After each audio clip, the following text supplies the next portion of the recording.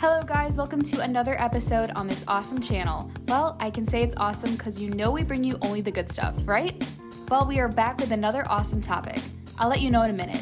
Before this, please do subscribe to our channel if you haven't already done so. To get the best gist of what you could find, turn on post notifications. Yeah, I mean that little alarm icon you'll find besides the subscribe option. Today we would be talking about America's Sweetheart. I'm pretty sure she's held that title, maybe even still does. She is an American singer-songwriter whose narrative songwriting is often centered around her personal life. She once dated a certain One Direction star who has also had a song about their relationship, and not surprisingly, she has a song about their relationship too. Does this song's style ring any bells? Yeah, you guessed it right, Taylor Swift. We would be talking about the 10 times Taylor Swift has had her deal with controversy. There's one that resulted in a case in court. Did you think she won it? Want to find out? Then stick with us to find out. A case of ownership. It came to the public notice that in June of 2019, and I guess Taylor's noticed too, that her entire music catalog will be owned by celebrity manager Scooter Braun of Ithaca Holding LLC. His company bought Taylor's master's rights to her 6 albums with Big Machine Records in a $30 million deal, and it just didn't go down well with Swift. In her anger-driven state, she took to her Tumblr to accuse Scooter Braun of bullying her online by using 2 of his clients, especially Justin Bieber, who once dated her BFF, Selena Gomez. She described the accusation as her worst-case scenario, following years of perceived bullying from Braun and his artist. Justin, in an attempt to defend himself, took to his Instagram account to accuse Taylor of publicly bashing the manager to gain sympathy from fans, with Haley, his wife and supermodel, leaving a comment on his posting, "Gentleman." This left a bitter feeling in Taylor's friend and supermodel Cara Delevingne, who bashed both of them. Taylor concluded her rant by speaking to fellow musicians, hoping to avoid this experience. Hopefully, she wrote, young artists or kids with musical dreams will read this and learn about how to better protect themselves in a negotiation. You deserve to own the art you make.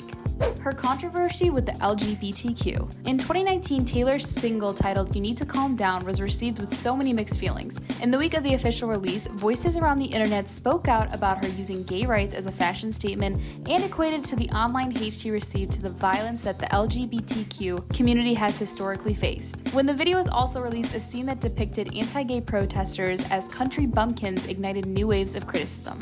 Moreover, this isn't the first time Swift has been a hit with claims on cultural appropriation. From the twerking background dancers in her Shake It Off video to Beyoncé's fans pointing out the similarities between her 2019 Billboard Music Awards performance and Beyoncé's 2018 Coachella headlining sets. And though many fans cheered her on, with GLAAD reporting a spike in donations tied to the video's release, other cultural critics and members of the LGBTQ community said a big no thanks to her efforts. While some said she used pride as a fashion statement or marketing ploy, she's queerbaiting fans and many more. Taylor took to her Tumblr to address the issue, saying she had no intentions of queerbaiting her fans or teasing her sexuality during the video's rollout, specifically responding to an internet rumor that she and Katy Perry had planned to kiss at the end of the video. To be an ally is to understand the difference between advocating and baiting, she wrote. Anyone trying to twist this positivity into something that it isn't needs to calm down. That time Kanye West shut her up on stage. I'm sure everyone remembers this year, 2009, when Kanye got on stage to tell Taylor she didn't deserve the award she got, but then what happened? Taylor Swift was nominated in only a category by Best Video by a Female Artist. She was up against Beyoncé, whose video for Single Ladies Put a Ring on It was one of the most acclaimed videos of the year. And it was. Beyoncé was also up for the far more prestigious Video of the Year award, for which Taylor was not nominated for. So when Taylor won the award before the ceremony had even begun, most people didn't interrupt her to win as she beat Beyoncé, because definitely Beyoncé would get her moment later. But Kanye disagreed. Taylor took to the stage in her silver Cinderella gown to accept her award from Shakira. "Thank you so much," she said. "I've always dreamed about what it would be like to maybe win one of these someday, but I never thought it would actually happen. I sing country music, so thank you so much for giving me a chance to win a VMA award. And that's when Kanye took the stage and took the microphone out of Taylor's hand. "Yo, Taylor, I'm gonna really let you finish," he said. But Beyoncé had one of the best videos of all time. One of the best videos of all time. The crowd began to boo. Kanye handed back the microphone to Taylor. His mission accomplished, she took the mic back, all body tensed and shaky, as the audience erupted into chaos. Some booing Kanye and some standing in the seats to give Taylor a standing ovation. Her infamous feud with Katy Perry. Like it or not, Taylor Swift and Katy Perry started as friends, but then when you are friends in the same industry, bad blood is bound to set in. This was the case with both of them. Now, no one could pinpoint the cause of their fight because no one could say if it was actually a shared boyfriend or the backup dancer issue. What we do know is Katy Perry, just before their feud, was reportedly to be dating John Mayer, who Taylor had dated before. She probably didn't expect Katy to get too close to him since they were supposed to be friends. John Mayer tried as much as possible though to stay out of their business, as no report was given from his end on why they were fighting about him. The issue of the backup dancer shouldn't have been a big deal, though it was to Taylor, who said in an infamous 2014 Rolling Stone interview, "She did something so horrible, I was like, oh, we're just straight up enemies. And it wasn't even about a guy, it had to do with business." She basically tried to sabotage an entire arena tour. She tried to hire a bunch of people out from under me. And I'm surprisingly non-confrontational. You would not believe how much I hate conflict. So now I have to avoid her. It's awkward and I don't like it. Their beef went on for years before 2019 when Katy appeared in Taylor's music video for You Need to Calm Down, where they hugged each other. Taylor and Kanye again. In 2016, Taylor and Kanye were at it again after Kanye released his song Famous, and it featured a lyric, "I feel like me and Taylor might still have sex. Why? I made that bitch famous." He was referencing his scandalous altercation with Taylor in 2009 when Kanye stormed the stage at the MTV VMAs as Taylor accepted an award to announce that it really should have gone to Beyonce. In 2019, Taylor Swift was also an enormous star, but Kanye was suggesting in Famous that it was his doing that Taylor became a household name. After the song was released, TMZ reported that Kanye checked with Taylor to make sure that it was okay of the lyrics before dropping the song, and that she got the joke and gave her blessing. Taylor Swift, however, came out through her publicist Tree Payne to deny it. Kanye did not call for approval, but to ask Taylor to release his song Famous on her Twitter account. She declined and cautioned him about releasing a song with such a strong misogynistic message. Taylor was never made aware of the actual lyric, "I made that bitch famous." Kanye, however, maintained that he checked with her. The whole issue got more complicated when Kim Kardashian, Kanye's wife, changed the story. In the videos Kim posted to Snapchat, Kanye reads Taylor the line, "I feel like me and Taylor might still have sex," and asked for her approval. The video is cut together in a way that makes it unclear that Taylor even heard the line, "I made that bitch famous," but they do discuss whether or not Kanye would have any way of knowing that Taylor was already famous in 2009. In a way that makes it appear at the very least he's given her the gist of the line. As soon as the video dropped, Taylor received a series of backlash with people calling her a cold-blooded snake who was also manipulative.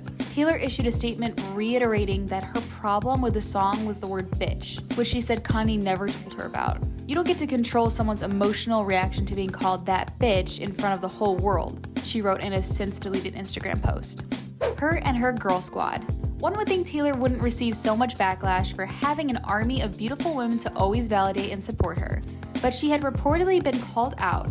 There was even an instance when Demi Lovato called her out for it and said she was pretentious. Swift once addressed the issue, stating that she didn't think her squad concept would not be accepted. She said, "I never would have imagined that people would have thought this is a clique that wouldn't have accepted me if I wanted to be in it.